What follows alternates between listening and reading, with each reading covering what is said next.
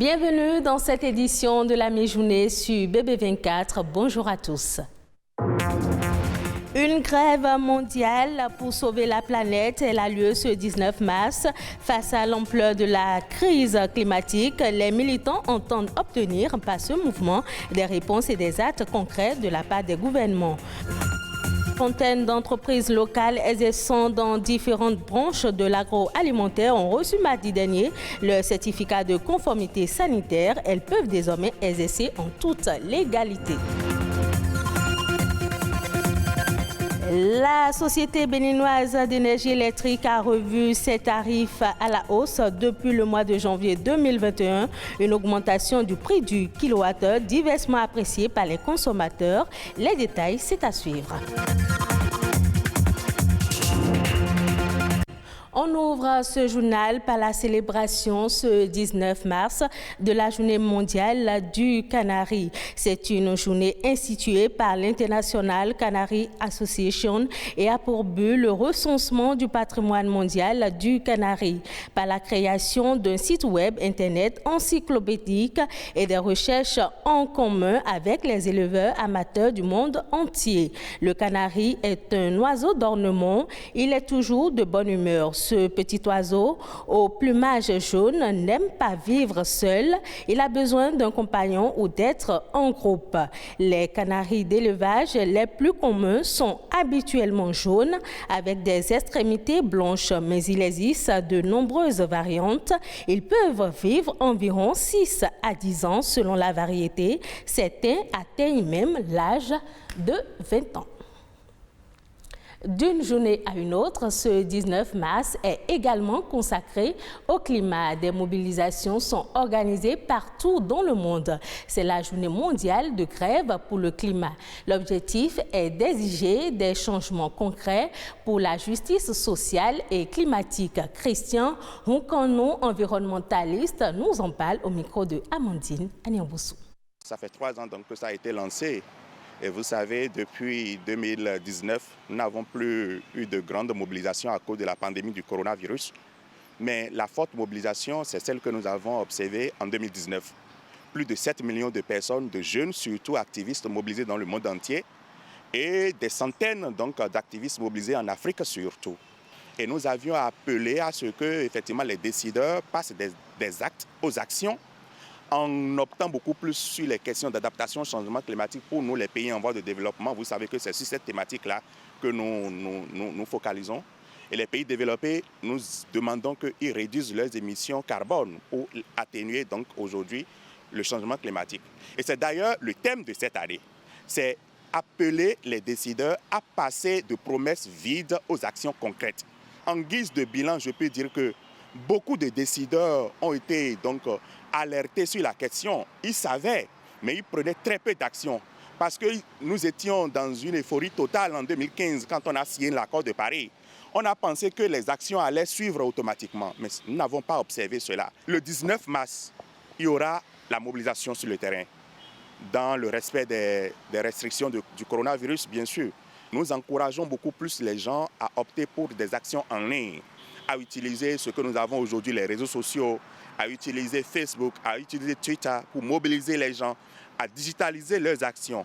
Et c'est dans ce sens que nous sommes en train de mobiliser les gens, pour toujours attirer l'attention. Parce que si on ne fait rien, que nous croisons les bras et que nous disons que nous ne sommes pas pays émetteurs de gaz à effet de serre, nous allons continuer à subir. Nous autres pays en voie de développement, qui ne contribuons pas fortement au réchauffement climatique, que nous insistions sur des politiques inclusives de promotion des énergies renouvelables. Ça, c'est fondamental. Le changement climatique est présent et les effets se font constater de plus grands au jour le jour. Elles étaient au départ 50, mais finalement, seules 29 d'entre elles ont été autorisées à mettre sur le marché béninois leurs produits alimentaires. 29 entreprises locales exerçant dans différentes branches de l'agroalimentaire ont reçu le certificat de conformité sanitaire, de même que l'autorisation d'exercer leurs activités. C'était mardi dernier en présence du ministre d'État chargé du plan et du développement, Abdoulaye Bio. Biotchané et de son homologue de l'agriculture, de l'élevage et de la pêche, Gaston Kossou-Dossoui. Plus de détails dans ce reportage. Un acte pourvoyeur d'une lueur de joie que les masques ont du mal à cacher.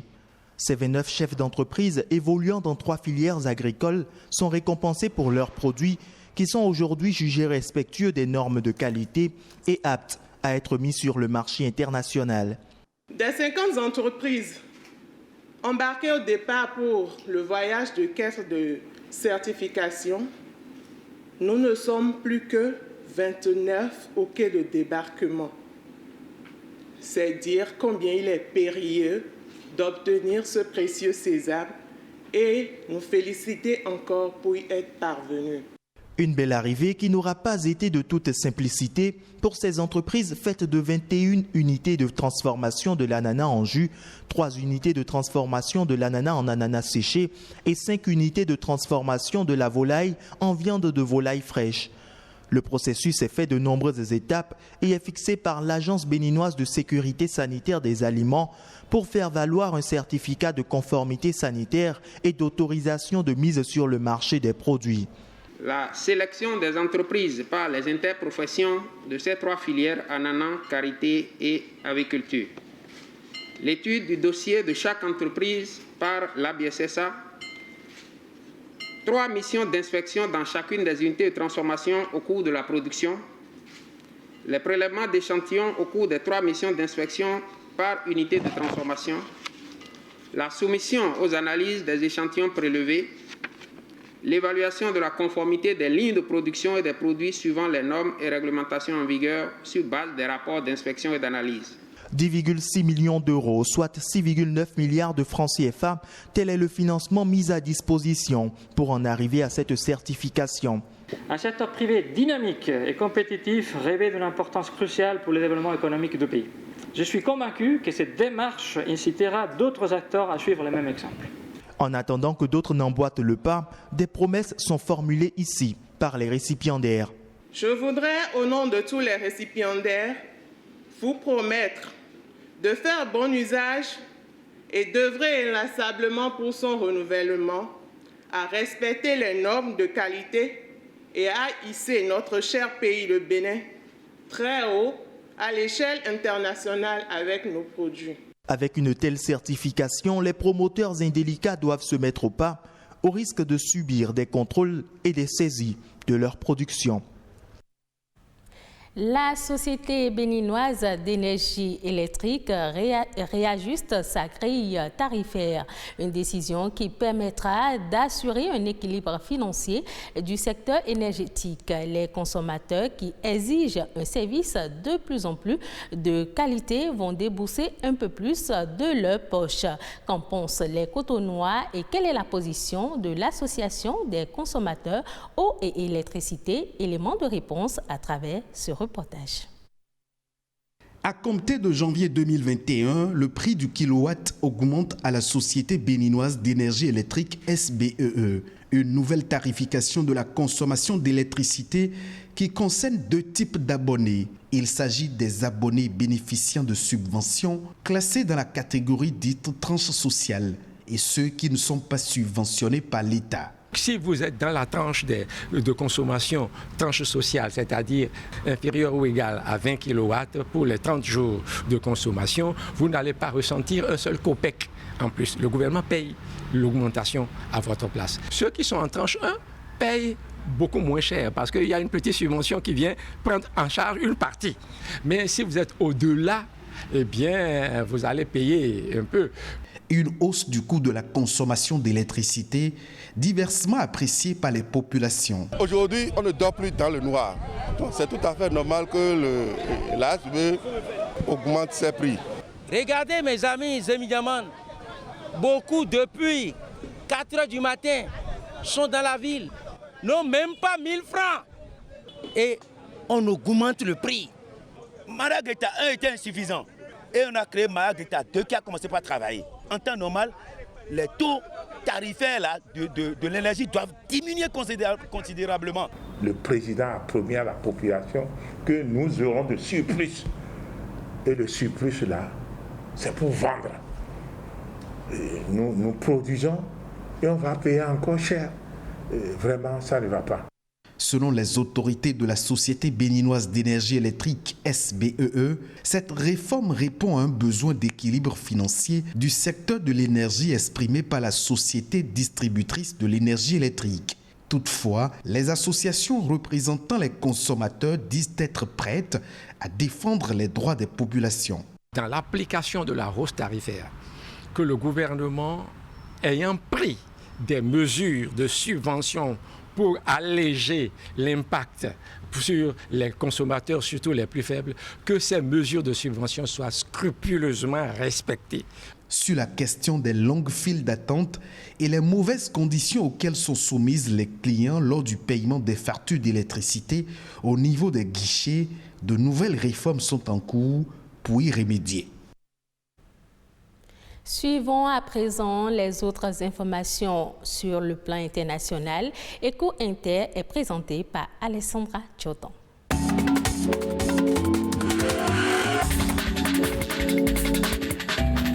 39 millions d'Africains risquent de sombrer dans l'extrême pauvreté en cette année 2021. C'est ce qu'a annoncé la Banque africaine de développement BAD dans un rapport publié la semaine dernière. En 2020, on estime qu'environ 30 millions d'Africains ont basculé dans l'extrême pauvreté alors que le continent connaissait une récession historique. La reprise économique attendue pour 2021 ne devrait pas être suffisante pour mettre fin à cette situation. Dans Perspective économique en Afrique 2021, l'institution indique que les effets néfastes de la pandémie de Covid-19 continueront à impacter les couches les plus fragiles de la population africaine. Covid-19, la République démocratique du Congo reporte sine die sa campagne de vaccination après les récents développements sur le vaccin AstraZeneca. Kinshasa avait prévu le lancement de sa campagne de vaccination contre la Covid-19 pour le lundi 15 mars dernier. Pour ce faire, il avait reçu 1,7 million de doses du vaccin actuellement controversé en Europe en raison des risques liés à son utilisation. Selon le dernier bilan disponible, la RDC compte actuellement 26 846 cas de coronavirus pour au moins 712 morts et 22 432 guérisons. AstraZeneca, pas de changement au Sénégal dans le déroulé de la campagne de vaccination. Le pays administre des doses du vaccin chinois Sinopharm et celles du vaccin AstraZeneca reçues dans le cadre du programme COVAX. Plusieurs pays européens ont suspendu l'utilisation de ce vaccin par mesure de précaution. Mais pour les autorités sanitaires sénégalaises, à ce stade, il n'y a pas de raison de s'inquiéter. Aucun problème majeur n'a été constaté jusqu'à présent sur les personnes vaccinées avec les doses AstraZeneca, assurent les autorités sanitaires. Au Sénégal, 324 000 doses du vaccin AstraZeneca produites en Inde ont déjà été livrées au début du mois. 1 million de doses supplémentaires sont attendues courant mai. Uber accorde aux chauffeurs britanniques le statut de travailleurs salariés à compter du mercredi 17 mars 2021. Pour l'ensemble des chauffeurs britanniques d'Uber, soit plus de 70 000 conducteurs, ce statut ouvre la voie à des avantages. Un salaire minimum, des congés payés et une cotisation pour un plan d'épargne retraite auquel contribuera la société. Il s'agit d'une première mondiale pour le géant américain de la réservation de voitures en ligne et d'un profond changement pour l'entreprise dont les chauffeurs étaient jusqu'à présent des travailleurs indépendants. Cette nouvelle risque de susciter des polémiques dans d'autres pays, à commencer par la France.